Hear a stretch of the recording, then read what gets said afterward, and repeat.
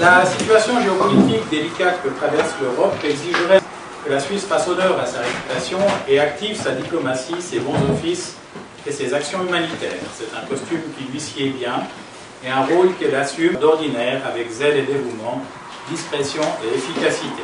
C'est dans ses gènes.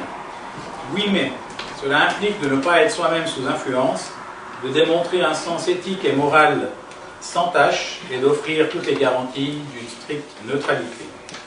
Or, l'abus indécent de pouvoir dont font preuve les États-Unis aujourd'hui, qui imposent à tous leurs règles léoniennes, et l'état de complaisance dont nos autorités font preuve pour les mettre en vigueur, rend difficilement crédible toute nouvelle médiation.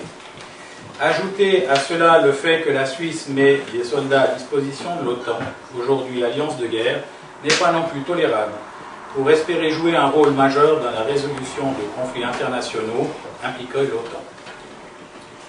Pour revenir sur le devant de la scène, la Suisse devra convaincre sur sa souveraineté, son indépendance et sa neutralité retrouvée. Pour cela, il faudrait que nos dirigeants changent de stratégie et démontrent détermination à se défendre, volonté de se montrer agressif et courage d'accepter de souffrir. Et oui, la guerre est à ce prix. Autant dire que ce n'est pas gagné. Car la politique du Conseil fédéral est clairement en mode capitulation et par voie de conséquence à l'application servile de lois étrangères, aujourd'hui américaines, demain peut-être chinoises. De ce fait, nous pouvons tirer un trait sur notre préparation militaire, et par là j'entends tout ce qui tourne autour de la sécurité et de la défense, qu'elle soit conventionnelle, cybernétique, financière, sanitaire ou alimentaire. Nous pouvons tirer un trait aussi sur les moyens financiers nécessaires à notre défense. Là encore, une lecture attentive de nos manuels d'histoire permettrait de savoir que la reconstruction est infiniment plus coûteuse que la préparation. Enfin, nous pouvons tirer un trait sur un repositionnement en mode résistance. Il en aurait pourtant été grand temps. Aujourd'hui, nous prenons l'eau de tous les côtés et c'est toujours en appliquant sur notre sol des lois étrangères qui nous sont contraires. La stratégie est bien rodée. Les États-Unis enfoncent la muraille et le train européen se précipite dans la brèche. Les vecteurs sont aussi singulièrement les mêmes. De nouvelles réglementations émanant de ces fameux clubs illégitimes et une internationale fiscale qui a lancé le mot d'ordre de la transparence, mais pas pour tous. Vaugrenard disait que la liberté est incompatible avec la faiblesse. Depuis l'abandon irresponsable du secret bancaire par Hans Rudolf Merz, dans l'illusoire espoir de passer d'une liste noire à une liste grise, nous avons cédé sur tout, abandonné peu à peu l'essence même de notre Constitution, notre bon sens, nos valeurs, nos spécificités, jusqu'à livrer en pâture nos employés, trahir nos clients et, depuis le 1er juillet, débusquer et traquer toute personne ayant un lien quelconque avec les États-Unis.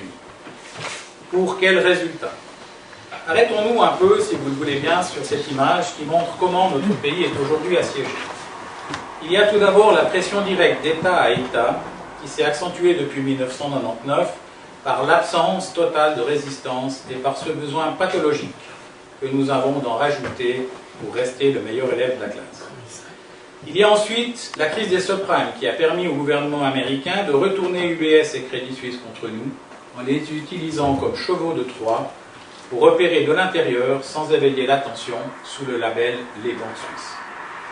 Il y a aussi le GAFI qui, par l'intermédiaire de son serviteur zélé, la FINMA, adapte nos lois et les transmet au département des finances pour les faire valider. Il y a encore le groupe Egmont qui passe par le MROS, le bureau de dénonciation en matière de blanchiment d'argent, qui fait la même chose avec le département de justice et police. Si on a le temps, je vous montrerai comment. Il y a du côté militaire l'adhésion sournoise à l'OTAN en 3 phases. Le PPP, le partenariat pour la paix, le PARP, le Planning and Review Process, on est déjà en version anglaise, nous y sommes, et l'adhésion, ou sa forme la plus rapprochée. Il y a l'Europe, où depuis 1992, notre dossier d'adhésion est toujours ouvert. Mais là, on ne européanise pas nos lois, on se met en conformité avec les standards internationaux. Et puis il y a le Parlement qu'on noie sur des avalanches d'objets, au passage il aurait mieux fait de ne pas voter, de manière à ne plus lui laisser le temps de comprendre ce qu'il fait. Mesdames et messieurs, si nous sommes là ce soir, c'est pour lancer un cri d'alarme.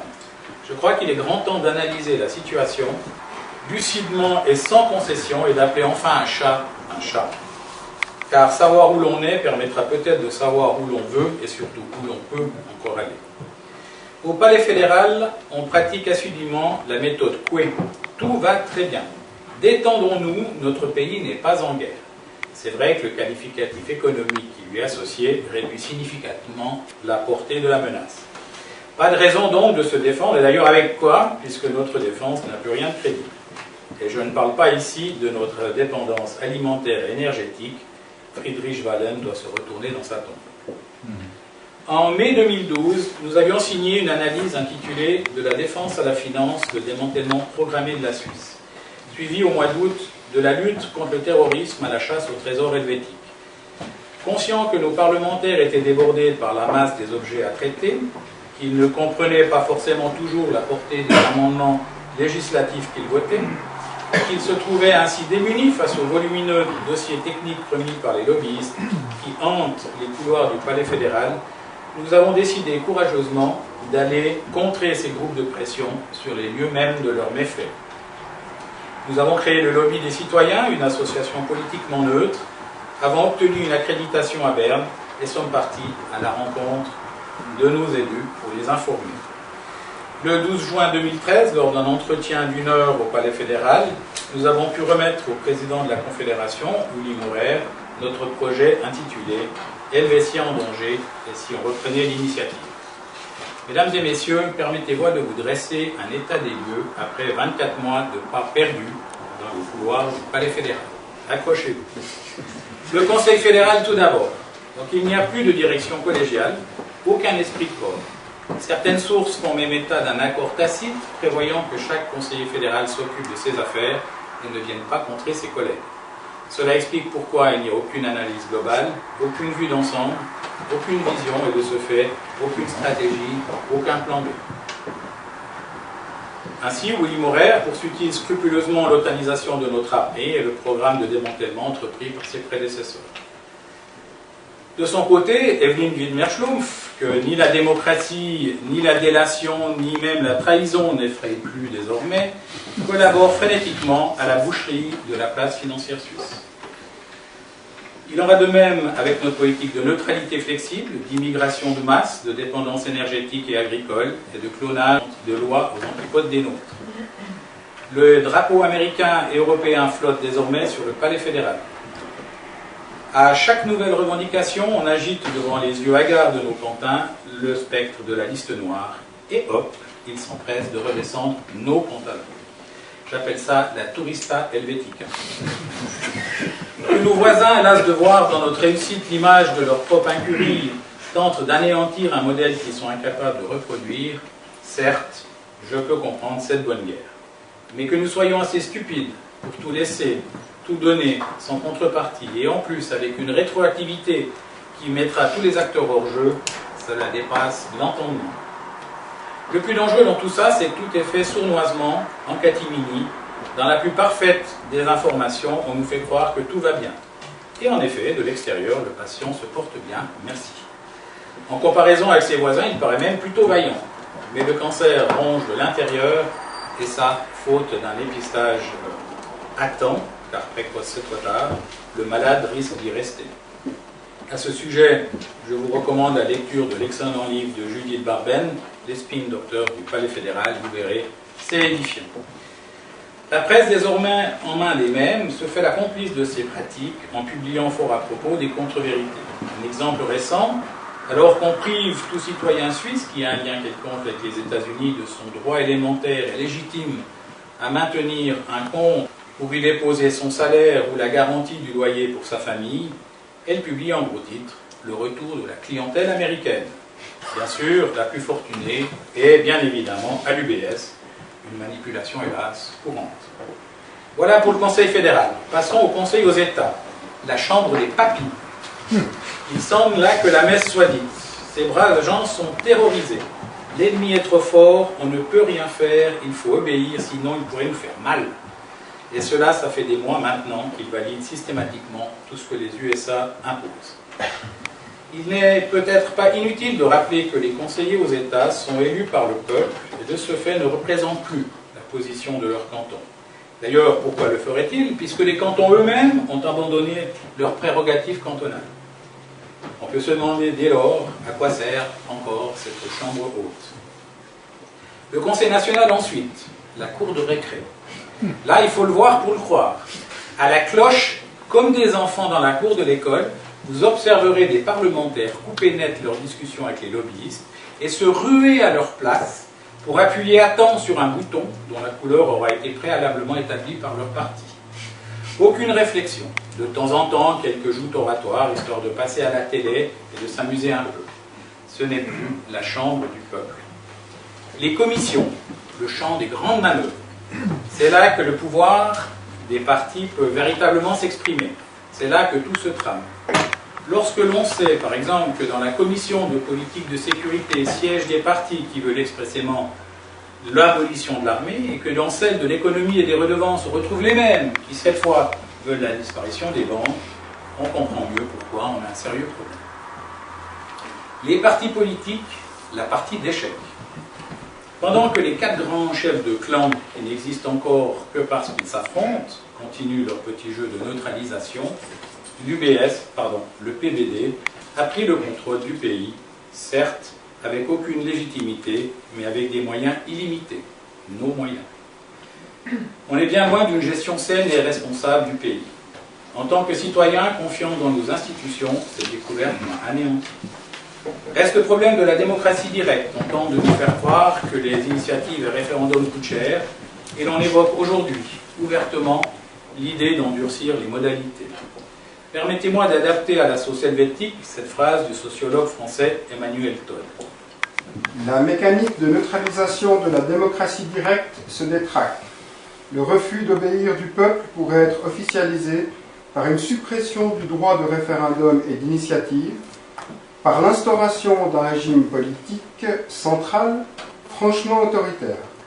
L'hypothèse paraîtra certes exagérée, mais nous devons avoir à l'esprit la violence des tensions auxquelles est soumis le corps social et qui vont s'accroître avec la baisse du niveau de vie du plus grand nombre. Mesdames et messieurs, pour ceux qui auraient zappé, bienvenue dans la phase confiscatoire. On avait dit 1935. Cela s'appelle la transparence fiscale. Comme on ne peut saisir aux pauvres ce qu'ils n'ont pas, et que les très riches savent comment tout garder, on cible la quantité de gens qui sont entre les deux, ni pauvres ni riches. Des gens qui travaillent, rêvent d'être riches plutôt que pauvres. Ceux-là, plus tu leur prends, plus ils travaillent pour compenser. Cette réponse de Mazarin à Colbert, tirée d'une pièce de théâtre du XVIIe siècle, montre que la formule n'est pas nouvelle. Pascal Brulis nous le rappelle dans son livre « L'impôt heureux ». UBS serait-elle le nouveau Mazarin, elle qui, pour la 2e fois depuis la crise, vient stratégiquement de nommer son homme de main à la tête de la FINMA, le gendarme suisse des marchés financiers. Ainsi, après Eugen Altiner, qui lui a permis de balancer impunément 4700 noms de clients au fisc américain, c'est maintenant Mark Branson, impliqué dans le scandale du LIBOR au Japon, d'en détenir les rênes. De ce côté-là, elle est tranquille et ne sera pas inquiétée. Qui est UBS? Il serait temps de se renseigner, car elle l'annonce clairement dans sa publicité, nous n'aurons pas de répit. Et elle ne va pas en rester là. Grâce à elle, les États-Unis ont réussi à nous imposer un droit contraire. En inversant le fardeau de la preuve, ils ont déclaré tout le monde coupable. Chacun doit désormais payer pour prouver son innocence. Coupable donc celui qui n'aura pas les moyens. Madame Schlumpf, avec sa Lex USA, qu'elle applique malgré le refus des chambres et avec une rétroactivité de 6 ans, a renvoyé chaque banque, isolément, face au Doge, qui fait plier des États. Désormais, c'est lui, notre concurrent commercial, qui a le droit de vie et de mort sur nos banques et avec elles sur leurs employés, leurs clients et tous les intermédiaires financiers qui gravitent autour. Y compris sur nos banques cantonales, dont le contribuable est le payeur de dernier ressort et que le canton devrait protéger en retirant sa garantie d'État. Y compris la Poste, qu'à nouveau contre l'avis du peuple, on a eu la bonne idée de privatiser, tiens, bizarre, juste à temps pour la jeter dans le plan US. Quand on voit ce tableau, avec 88% des banques en dessous de 50 milliards au bilan, dont 60% sont en dessous de 10 milliards, et des milliers d'intermédiaires financiers qui gravitent autour, ça va être une tuerie. La Suisse est menacée sur tous les fronts. Ainsi, dans l'agriculture, on en est maintenant à 50% de dépendance vis-à-vis de l'étranger. Et on continue, par des avalanches de réglementations suicidaires, à asphyxier nos paysans qui mettent un à un la clé sous le paillasson. Eau, environnement, alimentation, là encore, la menace des États-Unis n'est pas loin. Gaz de schiste, OGM, Monsanto sévit à 24 km d'ici et Onfort à 75 km. Pas de panique donc. Après tout, on ne parle que d'une possible contamination du lac Léman et de la vallée du Rhône. Pas de quoi s'affoler. Il y aurait beaucoup à dire sur la situation inquiétante de nos institutions, sur l'augmentation massive de fonctionnaires, dont le financement est secrètement couvert par des taxes indirectes et dont le but est de créer plus de réglementation, dont la mise en application nécessite encore plus de fonctionnaires. On pourrait parler de la privatisation de notre administration et de notre service public, qui conserve toutefois son monopole, des spéculations de notre Banque nationale, dont le bilan dépasse allègrement les 500 milliards et qui booste maintenant ses rendements en investissant dans l'armement, alors que chez nous, Alpic, une entreprise vitale, licencie. Ou encore des magouilles des caisses maladies qui étranglent les plus démunis, les poursuivent, mais ne les couvrent plus. C'est pour parler de tout ça que nous vous avons invité ce soir à nous rejoindre et à vous exprimer. Nous sommes doublement sonnés par ce que nous avons vu au cours de ces 24 mois. Il y a tout d'abord notre écœurement devant la capitulation du gouvernement qui nous amène à cette question lancinante. Mais à qui donc nos conseillers fédéraux jurent-ils fidélité? Puis il y a notre profonde inquiétude devant la passivité des citoyens. Apathie, démobilisation, égocentrisme, désintérêt pour la vie publique, incapacité viscérale à nous entendre, pour nous fédérer et réagir. Il y a ceux qui n'ont rien compris, ceux qui refusent de voir, ceux qui cèdent par intérêt, par lâcheté ou par facilité. La grande majorité de ceux qui ont autre chose à faire, tiens, notre aristocrate de 1935, et puis il y a ceux qui collaborent allègrement et frénétiquement à cette déliquescence. La question fondamentale est celle-ci. Le souverain est-il encore capable de se lever pour reprendre la main? La réponse est peut-être ici dans cette salle. En conclusion, mesdames et messieurs, le démantèlement de la Suisse n'est plus programmé, il est effectif. Vous pensez que nous ne sommes pas en guerre? Vous pensez que tout ceci n'a pas été planifié? Voici quelques indices, toujours précédés du « il n'y a pas d'alternative ». Défense. En 1996, Fabio Cotti supprime la Sentinelle en signant le partenariat pour la paix et avec lui le démantèlement de notre armée. Constitution. En 1999, on la change discrètement. Désormais, le droit international prime le droit national. Finance. La même année, Hans-Rudolf Merz fait sauter le verrou du secret bancaire. Finance. En 2001, avec les QI, le Qualified Intermediary, l'IRS, le fisc américain, a désormais droit de regard sur les comptes des clients. Agriculture. Dépendance accrue vis-à-vis d'étrangers, mise à mort des produits du terroir, le champ est libre pour les multinationales de l'agroalimentaire qui enfument déjà le consommateur avec des produits élaborés en Europe. Finance. En 2012, on s'aperçoit que l'or de la BNS et des autres banques centrales a disparu. En fin d'année, on ne saura pas pourquoi, et pas plus. Finance. En 2013, la Suisse perd toutes ses batailles financières, même la seule qu'elle a gagnée. La messe est dite, courage fuyant. C'est d'ailleurs ce que fait actuellement l'industrie de la gestion de fortune, qui représentait il y a peu encore 16% de la masse sous gestion. Droit. En 2013, le droit saxon l'emporte, on inverse désormais le fardeau de la preuve. Citoyenneté, la même année avec la Lex USA, on a fait de même en mettant le Suisse, sa nationalité, relayée pour les binationaux derrière le passeport américain. En énergie, en 2014, on fait chuter les prix de l'énergie pour acculer nos sociétés locales à fermer, gagner et licencier. Une fois disparu, il n'y aura plus d'alternative, les prix pourront exploser. Eau, les multinationales sont en train de faire main basse sur les sources publiques. Peter Brabeck, la semaine dernière encore, faisait un plaidoyer pour dire que les multinationales seules avaient les moyens de mettre en ordre les réseaux d'eau locales, pas l'État. Environnement et eau, pression des gaz de schiste qui vont contaminer notre environnement et détruire nos réserves d'eau. Une autre manière d'atteindre les Russes. Santé, après les magouilles de H1N1, voici Ebola. Et vive l'industrie pharma. Islam, on laisse mourir nos églises et on finance les mosquées. Allah Akbar, bonjour à l'adultation sociale dont on peut déjà avoir un aperçu en France. Immobilier, le massacre est en cours. Je pourrais continuer. Résultat du match, Israël-États-Unis 1, reste du monde 0, citoyens au vestiaire. Aujourd'hui, les États-Unis ont mis en place 3 armes de destruction massive. Militairement, c'est l'OTAN, avec notamment ses derniers joujoux, les drones, et ses frappes aériennes massives et aveugles. Financièrement, c'est l'annexe USA et FATCA, qui permettent de débusquer le moindre sou sur la planète et de le confisquer. Il y a aussi le dollar, la BNP s'en rappellera longtemps. Enfin, alimentairement, il y a Monsanto, qui permet désormais d'affamer des régions entières du globe et de soulever les populations pour faire tomber les régimes non coopératifs. Comment des États souverains peuvent-ils laisser faire? Qui va pouvoir arrêter ça? Car cela n'arrive pas que chez nous, le phénomène est général. Depuis des mois, chez nous, de nombreuses voix se sont élevées, malheureusement toujours isolément, pour dénoncer tout ce qui a été évoqué et bien plus. Uli Windisch en canalise d'ailleurs un certain nombre sur son site lesobservateurs.ch. Même avec une énergie débordante et une détermination sans faille, ces voix vont finir par s'éteindre. Nous pouvons continuer à geindre, mais faute d'action, cela ne changera pas les choses. Mes amis, il faut se mettre à appliquer chez nous cette maxime bien connue, aide-toi et le ciel t'aidera.